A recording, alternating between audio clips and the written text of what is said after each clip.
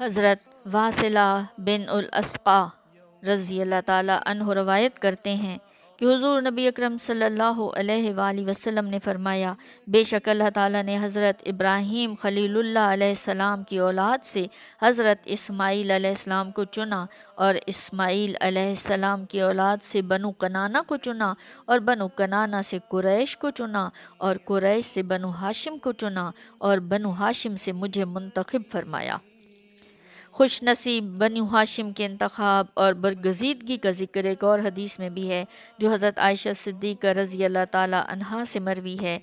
حضور نبی اکرم صلی اللہ علیہ وآلہ وسلم نے فرمایا کہ جبرائیل امی علیہ السلام نے فرمایا، میں نے مشرق و مغرب چھان ڈالے ہیں، لیکن اللہ کے حبیب حضرت محمد مصطفیٰ صلی اللہ علیہ وآلہ وسلم سے اعلیٰ و افضل کسی کو نہیں پایا۔ اسی طرح زمین کا چپا چپا کھنگال ڈالا ہے، لیکن کسی خاندان کو بنی ہاشم سے افضل نہیں پایا۔ اسے طبرانی نے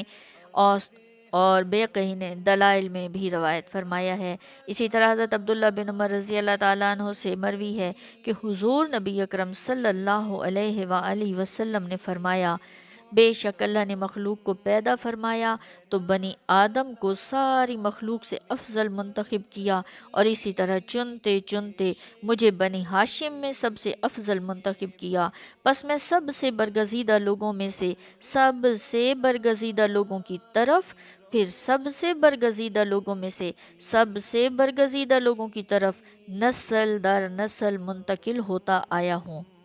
جن خاندانوں اور قبیلوں کو حضور نبی اکرم صلی اللہ علیہ وآلہ وسلم کے نور مبارک کا امین اور آباء و اجداد ہونے کا شرف حاصل ہوا، آپ کے نور مبین کے صدقے انہیں بھی اللہ تعالیٰ نے اپنے اپنے دور میں ایسی انفرادیت و عظمت عطا کر دی تھی کہ جو انہیں دیکھتا ان کی خاندانی وجاہت و عظمت اور ان کی ذاتی شرافت و نجابت کا قائل ہو جاتا۔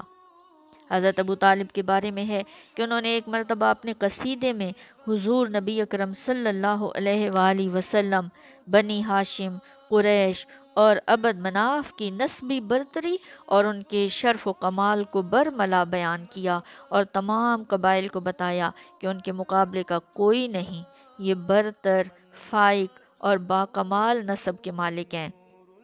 اس قصیدے کے کچھ اشعار ہیں جن کا ترجمہ یہ ہے کہ اگر کسی دن قبائل کے سامنے فخر و مباحات کے لیے قریش جمع ہو جائیں تو عبد مناف سربرآوردہ ثابت ہوتے ہیں اور فوقیت لے جاتے ہیں،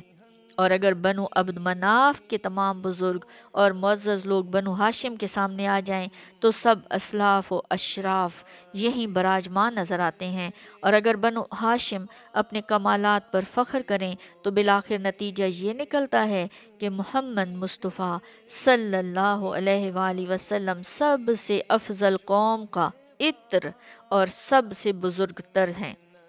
ان حقائق و شواہد اور پہلے بیان کی گئی آیات و احادیث سے یہ واضح ہوتا ہے کہ اللہ تعالیٰ نے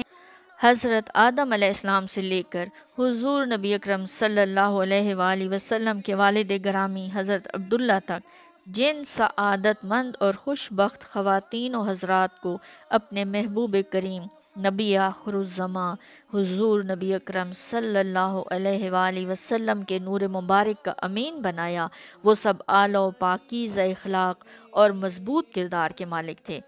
ان تمام خبائث اور خسیس حرکات سے پاک تھے جو دور جاہلیت کا لازمہ اور طرح امتیاز تھیں۔ وہ سب معاشرے میں تہذیب و شائستگی کی علامت تصور کیے جاتے تھے۔ نبوی نسب میں کوئی ایک نام بھی ایسا نہیں جس پر حرف گیری کی جا سکتی ہو اور اخلاقی گراوٹ کا کوئی بھی دھبہ لگایا جا سکتا ہو۔ وہ فسق و فجور اور کفر و شرک کی آلودگی سے ہمیشہ دامن بچاتے رہے تھے۔ آپ کے نسب نامہ میں اسی مثالی پاکیزگی اور بلند پایہ طہارت کی ضرورت بھی تھی تاکہ کوئی زبان تان دراز نہ کر سکے۔ چنانچہ شرف و نجابت کے مثالی پیکر اور مجسم نور کو دیکھ کر سعادت مند روحیں لپکیں، دامن کرم سے وابستہ ہو گئیں اور بے قرار ہو کر ایمان لے آئیں۔ یہ بھی طہارت نسب نبوی کا ایک اعجاز اور نورانی کرشمہ تھا جس نے دلوں کے دریچے کھول دیے اور نیک بختوں کو کھینچ لیا۔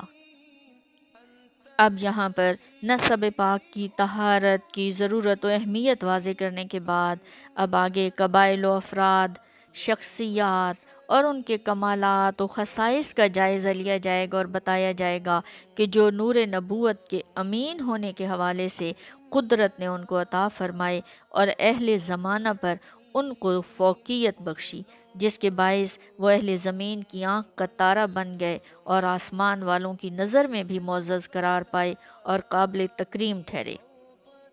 نسب نبوی صلی اللہ علیہ وآلہ وسلم کا اب آگے سلسلہ ان باکمال ہستیوں کے تذکرے کے ساتھ چلے گا انشاءاللہ۔